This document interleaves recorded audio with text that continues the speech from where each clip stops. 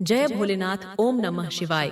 आप सभी भक्तगणों को नाग पंचमी की हार्दिक शुभकामनाएं। नाग पंचमी के दिन जो भी भक्त नाग देवता की पूजा करके उन्हें दूध से स्नान कराता है, उनके निमित्त व्रत कथा को सुनता या पढ़ता है, तो उनके जीवन में कभी भी धन का अभाव नहीं होता। वे धनपति होते हैं तथा सुख समृद्धि मान प्रतिष्ठा की प्राप्ति होती है। तो आइए सुनते हैं नाग पंचमी की पौराणिक कहानी। लेकिन उससे पहले आप चैनल पर नए हैं तो सब्सक्राइब कर दें। प्राचीन काल में एक सेठ जी के 7 पुत्र थे और सातों के विवाह हो चुके थे। सबसे छोटे पुत्र की पत्नी श्रेष्ठ चरित्र की ओर सुशील थी, लेकिन उसका कोई भाई नहीं था।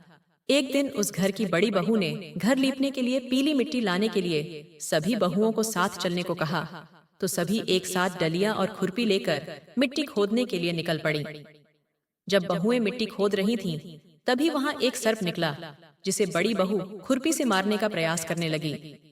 ये देखकर छोटी बहू ने उसे रोका और कहा, यह बेचारा निरपराध है। ये सुनकर बड़ी बहू ने उसे नहीं मारा। तब वो सांप एक ओर जा बैठा। तब छोटी बहू ने सर्प से कहा, मैं अभी लौट कर आती हूँ, तुम यहाँ से जाना मत। इतना कहकर वह सबके साथ मिट्टी लेकर घर चली गई और कामकाज में फंसकर सर्प से जो वादा किया था वो उसे भूल गई। उसे दूसरे दिन सर्प से बोली हुई बात याद आई, तो वो सबको साथ लेकर वहां पहुंची। सर्प अभी भी उस स्थान पर बैठा हुआ था, जिसे देखकर छोटी बहू बोली, भैया मुझसे भूल हो गई, उसकी क्षमा मांगती हूँ। तब सर्प बोला, अच्छा, तू आज से मेरी बहन है और मैं तेरा भाई, तुझे मुझसे जो मांगना हो मांग ले। वह बोली, मेरा कोई भैया नहीं है। अच्छा हुआ तुम मेरे भाई बन गए।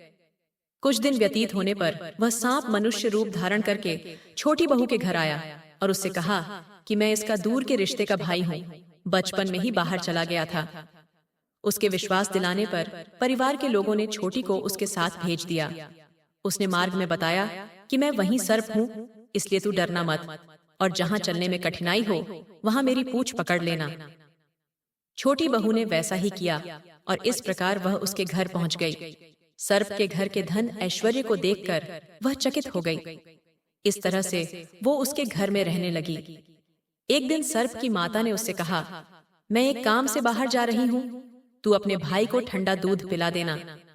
उसे इस बात का ध्यान नहीं रहा और उसने सांप को गर्म दूध पिला दिया, जिससे उसका मुख जल गया। यह देखकर सर्प की माता को गुस्सा आ गया, परंतु सर्प के समझाने पर वह चुप हो गई। तब सर्प ने कहा कि बहन को अब उसके घर भेजना चाहिए। तब सर्प और उसके पिता ने उसे बहुत सा सोना, चांदी, जवाहरात, वस्त्र भूषण आदि देकर घर पहुंचा दिया। इतना ढेर सारा धन देखकर बड़ी बहू उसने जलने लगी और कहने लगी कि तेरा भाई तो बड़ा धनवान है, तुझे तो उससे और भी धन लाना चाहिए। सर्प ने जब ये वचन सुना तो उसने सब वस्तुएं सोने की लाकर दे दी। यह देखकर बड़ी बहू ने कहा, इन वस्तुओं को झाड़ने की झाड़ू भी सोने की होनी चाहिए। तब सर्प ने झाड़ू भी सोने की लाकर दे दी। सर्प ने छोटी बहू को हीरा मणियों का एक अद्भुत हार दिया, जिसकी प्रशंसा उस राज्य की रानी ने भी सुनी और वो राजा से बोली कि सेठ की छोटी बहू का हार मुझे चाहिए। राजा ने मंत्री को आदेश दिया कि उससे वह हार तुरंत ही ले आओ। मंत्री ने सेठ जी से जाकर कहा कि महारानी जी छोटी बहू का हार पहनेंगी, वह हमें दे दो। सेठ जी ने डर के कारण छोटी बहू से हार लेकर उन्हें दे दिया। छोटी बहू को यह बात बहुत बुरी लगी। उसने अपने सांप भाई को याद किया और उससे प्रार्थना की, भैया, रानी ने हार छीन लिया है, तुम कुछ ऐसा करो कि जैसे ही रानी वो हार पहने वह सर्प बन जाए, और जब वह मुझे लौटा दे तब वो हार हीरों और मणियों का हो जाए। सर्प ने ठीक वैसा ही किया।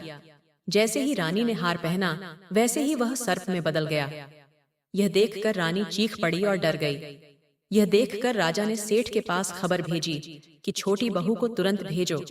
सेठ जी स्वयं छोटी बहू को लेकर राजा के दरबार में उपस्थित हुए।